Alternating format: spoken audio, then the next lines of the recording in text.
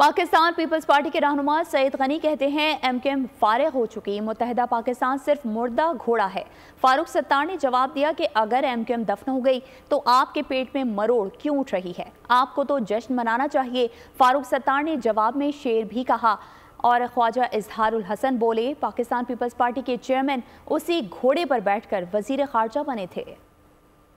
MQM तो मैं समझता हूँ कि इस वक्त कराची की सियासत का एक मुर्दा घोड़ा है और वो फारिग हैं। जो देखें, अगर एमकेएम मुर्दा घोड़ा है, एमकेएम दफन हो गई, एमकेएम खत्म हो गई, तो भाई फिर तुम्हारे पेट में मरोड़ क्यों है ये बता यार।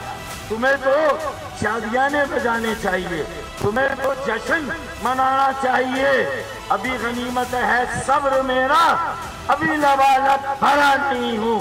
वो मुझको मुर्दा समझ रहा है, उसे कहो मैं मरा नहीं हूँ। ये जो आज बयानात दे रहे हैं एमकेएम के खिलाफ, इन्हें शर्म आनी चाहिए। तो वो कहते हैं ना, बड़ी अच्छी बात है कि कोई शर्म होती है, कोई हया होती है, कोई गैरत होती है। अभी इनको चेयरमैन सेनेट लाना होगा, ये मिठाई के टोकरे लेके चढ़ जाएंगे और हमें ऐसे गले मिलेंगे जैसे कि बिछड़े हुए भाई मिल गए हमारे। और ये इलेक्शन करीब आया तो इनको एमकेएम मुर्दा घोड़ा नजर आ रही है। तुम इसी मुर्दा घोड़े पे सवार होकर दोबारा वजीर खारजा बनोगे, तुम इसी मुर्दा घोड़े पे सवार होकर दोबारा वजीर आजम बनने की कोशिश करोगे। इस बार हमने मुर्दा घोड़े की 2 लत्तियां तैयार कर दी।